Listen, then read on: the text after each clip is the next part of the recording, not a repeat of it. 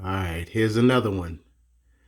I know people hate and slam Trump all the time, but his America First agenda, I mean, I don't believe it was racist or anything like that. He just wanted to keep jobs and everything here in America and aid and help people in America.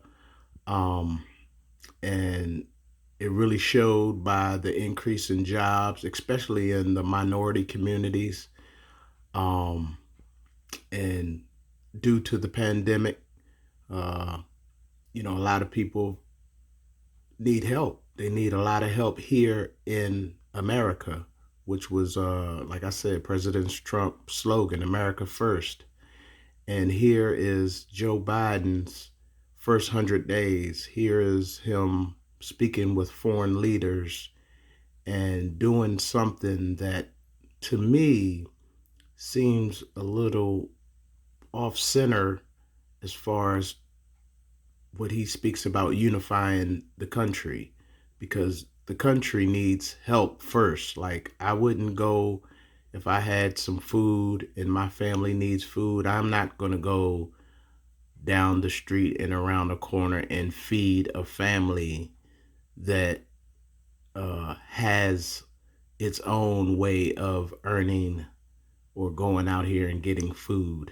And my kids and my wife starve because I made a blunder in going to give the food that we have to someone else. And I'm not saying that, I don't think other people need help, but I think that if you help yourself first, then you can help others. But just listen to this.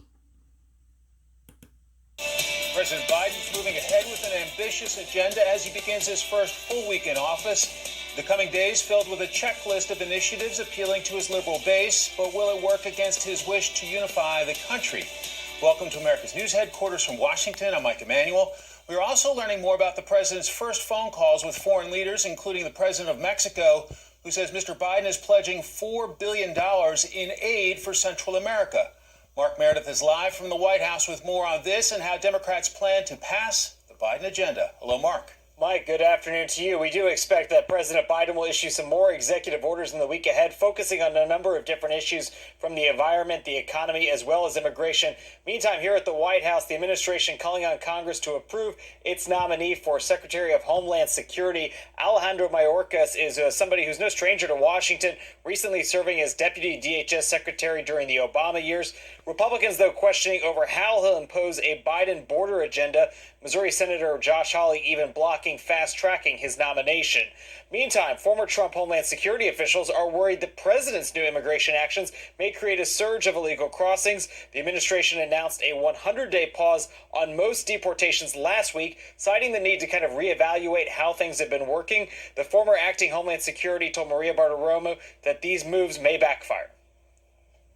The department has done a good job over the last several months of keeping increased number of folks coming to the border illegally under control, and we've done that through a variety of different authorities. And now we see a rollback of some of those authorities, so it really is concerning. Now, President Biden spoke by phone with Mexico's president on Friday. Both countries say the call was productive. Mexico's president also told reporters he was assured that the U.S. will spend billions to address issues in Central America. We'll see how the fallout from that continues. Meantime, the White House also very eager to get Congress on board with a new nearly $2 trillion stimulus package. This is something that's been debated now for the last several weeks. We heard from the new White House Chief of Staff earlier today. I don't think bipartisanship and speed are enemies of one another. The need is urgent. Americans, both Democrats and Republicans, are dying. Kids' schools that take care of both Democratic and Republican kids are closed. Democrats certainly. I mean, what do you think? Because I just believe that we need help first. I don't know if he's been in the news lately, because I know the news been softballing him. But in California, San Francisco, which already had a horrible homeless population, Washington, D.C., man, I drive through D.C. every day almost, at least 4 days a week. And the homeless population, the help we need. $4 billion is a lot of money, man.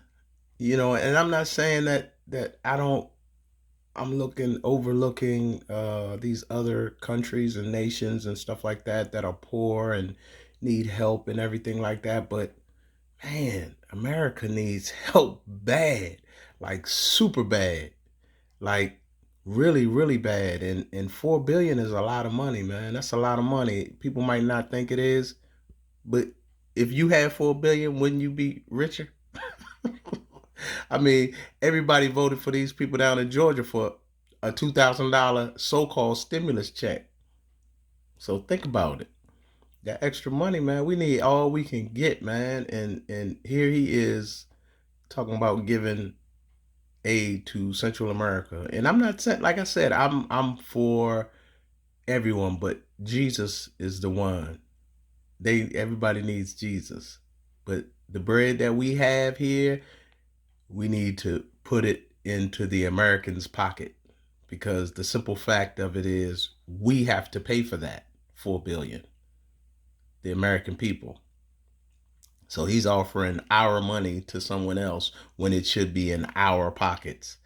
I mean, if you disagree with me, I apologize, but this is my stance. That's why I have a podcast called Troof Revealed, because you got to talk about the truth, man. If you got food on your table, you can't give your food away and your children are hungry. You know what I'm saying? You can't. That's no mother, father, nobody would do that.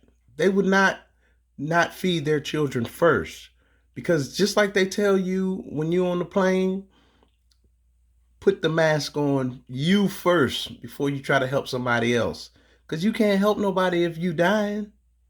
And America is dying, man. So, tell me what you think. Comment below. Like and subscribe to my channel. And I'm going to keep giving you truth revealed, information that can, spark the mental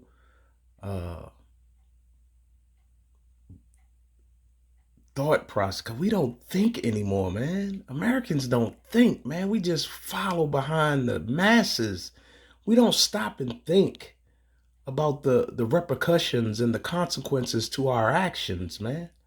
So I love people so much that I want them to understand that unity starts with you.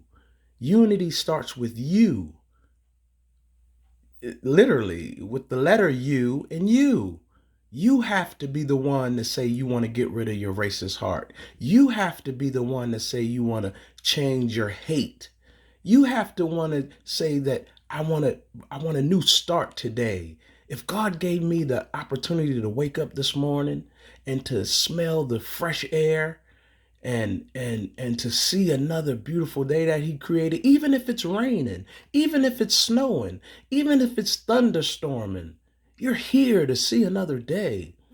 You, me, that's unity, man. We can unify one another by being grateful, man, for the things that we have, the mobility that we have in our limbs, the being able to see, being able to hear, being able to have a phone, an iPhone, a Android phone, whatever, having all of these luxuries that we have, man. That's why I'm telling you, man, we don't think, man. We don't think. Woman, remember the dude with the prayer? He totally dumb. Like, that was dumb, right? Because when I say dumb, my grandmother used to teach me, when you call somebody dumb, baby, that means they ought to know better. You ought to know better than to be following behind these million people who got million subscribers and ain't talk about nothing. Don't have any substance, anything in their conversations, just talking about nothing.